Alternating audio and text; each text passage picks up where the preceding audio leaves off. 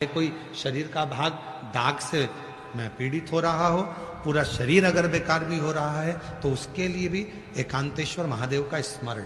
पर एकांतेश्वर महादेव का स्मरण तो है, पर जहां तुम एकांत में जल चढ़ाओगे शिव जी पे, साधारण जल तुम्हारी भले बोतल में रखा हो, चाहे कलश में रखा हो, चाहे कैसा भी, और एकांत में कोई शिव जी मिल गए, वहां पर 5 वृक्ष की पत्तियों को, वहीं के जंगल में से 5 पत्तियों को तोड़ो, शिव जी को समर्पित करो, और अपनी बोतल में जल हो, कलश में जल हो, लोटे में जल हो, वो शिव जी को चढ़ाओ, और वो जल वहीं की वहीं अपने जिस स्थान पर आपको चर्म का रोग है वहीं बैठकर उसको लगाकर कुछ देर बाबा का दर्शन कर कर शिव का नाम जप करो। चाहे पंचाक्षर बोलो नमः शिवाय, चाहे षडाक्षर बोलो ओम नमः शिवाय, चाहे श्री शिवाय नमस्तुभ्यम बोलो, मंत्र का जाप करो और फिर उठकर चले जाओ। 4-5 बार यदि एकांतेश्वर महादेव पर चढ़े हुए जल का अपने शरीर पर आपने लेपन करना प्रारंभ करा, वो चर्म रोग धीरे धीरे धीरे धीरे समाप्त होता चलेगा। कल एक पत्र था, कल एक पत्र पढ़ा था, आप लोगों के स्मरण में होगा कि एक बच्चे को पूरा शरीर सफेद हो गया था। अगर वो बैठा हो तो हमने कल भी कहा था, अगर हो तो आज पूरा शरीर सफेद हो गया, चर्म रोग हो गया, चमड़ी सफेद पड़ गई। उस मां ने आखिरी में शिव का भजन, एकांतेश्वर महादेव का स्मरण करना प्रारंभ किया। एकांतेश्वर और एकांतेश्वर महादेव का ही कनेर का पुष्प भी काम करता है महाराज। कोई प्रॉपर्टी है, कोई जमीन है, कोई प्लाट है, बिक नहीं रहा, बहुत टेंशन आ गया, बिकने कोई तैयार नहीं है, जा ही नहीं रहा, तो जहां एकांतेश्वर महादेव विराजमान है उन पर चढ़े हुआ कनेर का फूल उसी भूमि पर ले जाकर यदि पटका जाता है तो कुछ ही महीने में वो प्लाट कैसा भी हो, वो जमीन कैसी भी हो, वो बिकती जरूर है, बिक ही जाती। एकांतेश्वर महादेव शिव का एकांत स्वरूप, जहां भगवान उघड़दानी शिव विराज एकांत।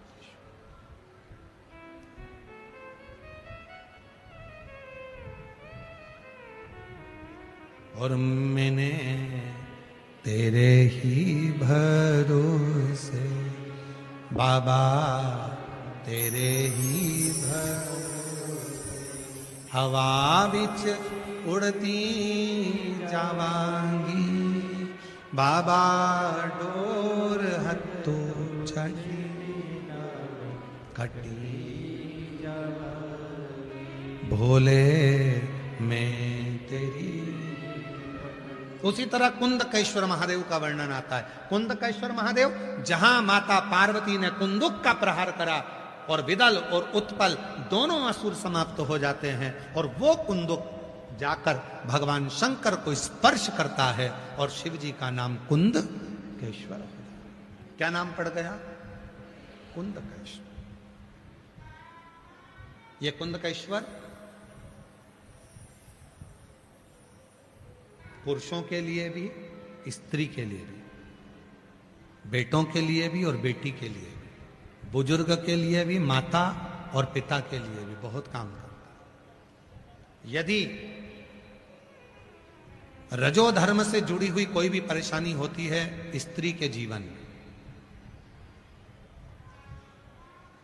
रजोधर्म से जुड़ी अगर कोई भी परेशानी है स्त्री के जीवन में, रजोधर्म बढ़ गया, घट गया, रजस्वला धर्म में तकलीफें आ रही हैं, तो केवल एक दुर्वा कुंदकेश्वर महादेव के नाम से शिव जी पे समर्पित करवाओ, शंकर भगवान को कुंदकेश्वर महादेव के नाम से समर्पित करवाओ और उसको उठाकर वापस बुलवाओ।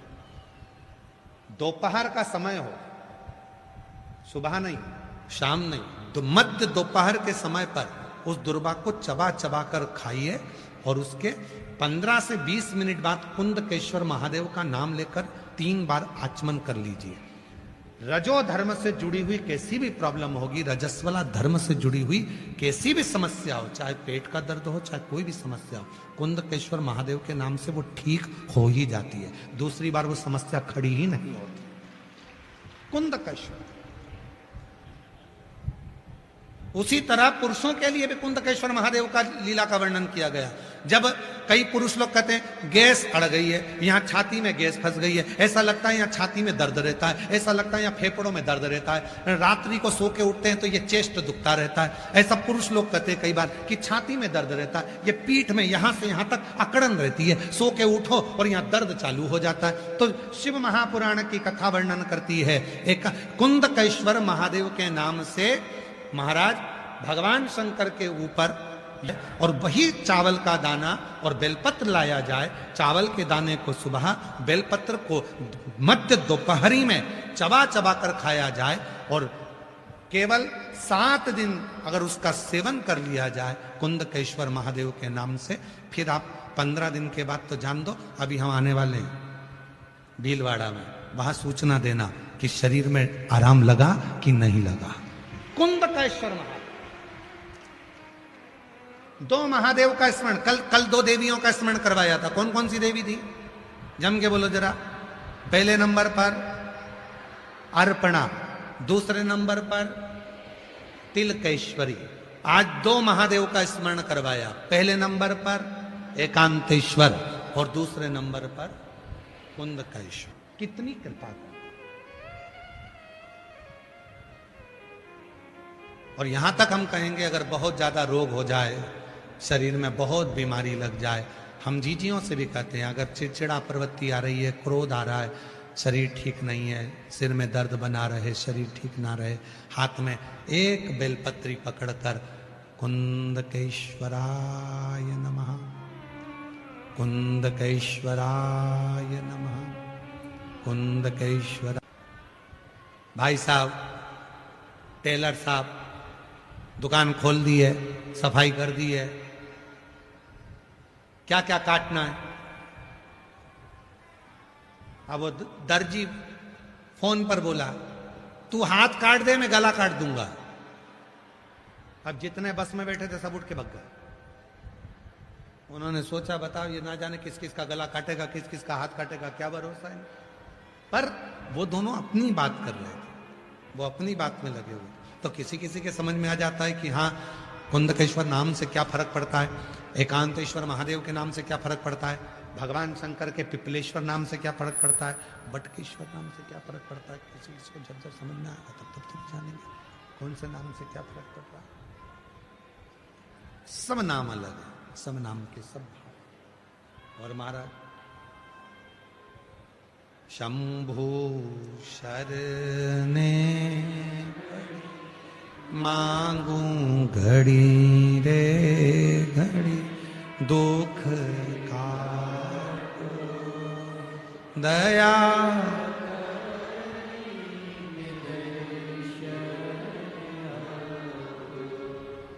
शंभु शरणे मांगू घड़ी रे दुख दया करी हार हार महान श्री शिवाय नमस्तु। भगवान शिव की भक्ति में तल्लीनता हो, बिदल उत्पल को सन्मात कर दिया माँ ने। समय आया, एक भाव व्यक्त किया माता ने, भगवान शिव से प्रार्थना करी माता ने, और माँ आद्य शक्ति जगत जननी जगदम्बा अम्बा भवानी माँ शिव जी के साथ में काशी भ्रमण करने के लिए चल दी। माता पार्वती जी काशी के लिए चली। जब भ्रमण करने के लिए काशी के लिए चली है माँ पार्वती जी, शिव जी को कोई जरूरी एकदम कार्य आया, भगवान शंकर उठकर एकदम जाने लगे। शिव उठे जाने लगे।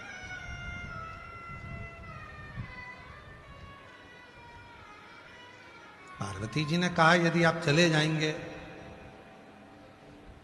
आप अगर चले जाओगे तो मेरा मन अकेले नहीं लगेगा, आप कुछ कृपा करिए, मुझे अकेला ना छोड़िए।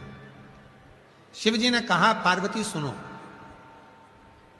तुम आद्य शक्ति हो, तुम जगत जननी हो, जगत में ऐसा कुछ नहीं है जिसको तुम प्रकट नहीं कर सकती। तुम में वो बल है, एक स्त्री, एक नारी एक ऐसी होती है जो अपने मन पर अगर भाव प्रकट कर ले तो पूरे घर को स्वर्ग बना देती है, पूरे घर को स्वर्ग। और यदि अपने मन में ठान ले तो पूरे घर को स्वर्गवासी भी बना देती है। आओ, अगर वो अपने मन को ठान ले कि हाँ मुझे घर को स्वर्ग बनाना है तो स्वर्ग बना देगी, और नहीं तो ठान ले कि मुझे घर को अच्छे से नहीं रखना है, अच्छे नहीं रखना है, तो फिर स्वर्गवासी बना देगी। एक स्त्री।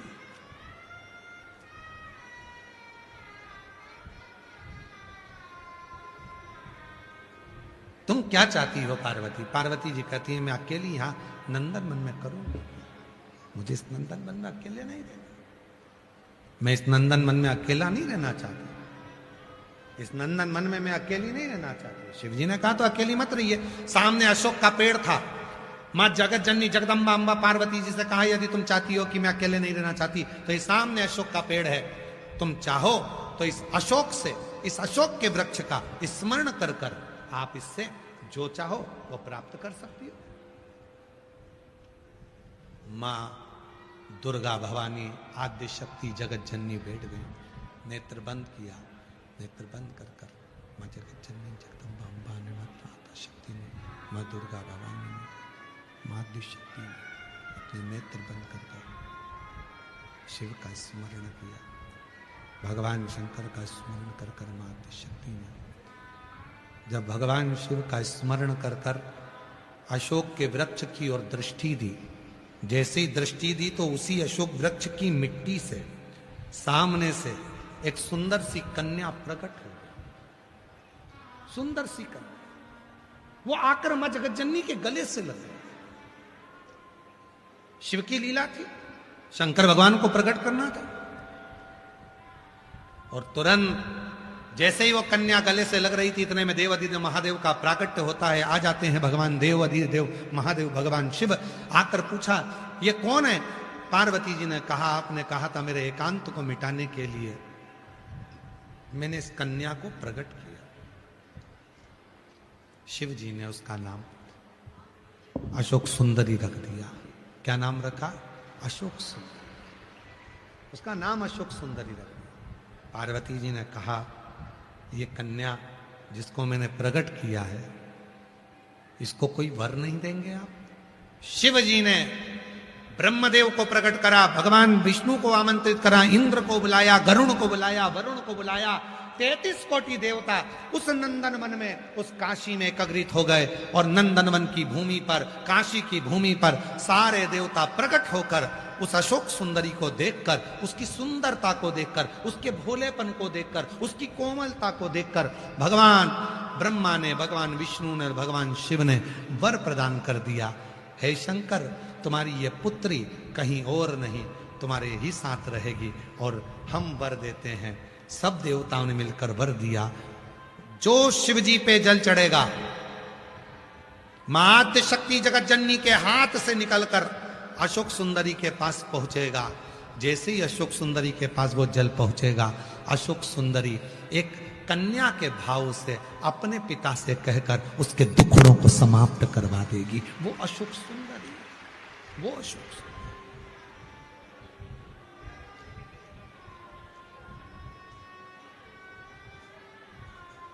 स्थान है महाराज, देखिएगा, समझिए, थोड़ा जरा समझिएगा। ये शिवलिंग है, ये जलाधारी माता पार्वती जी का हस्त कमल है। ये शिवलिंग भगवान शंकर का स्वरूप है।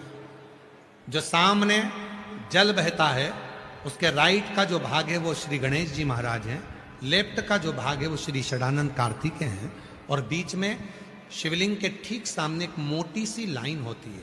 कई जगह पे वो सांप बना होता है, कई जगह पर मोटी सी लाइन बनी होती है। वो अशोक सुंदरी का स्थान होता है। कौन का स्थान है?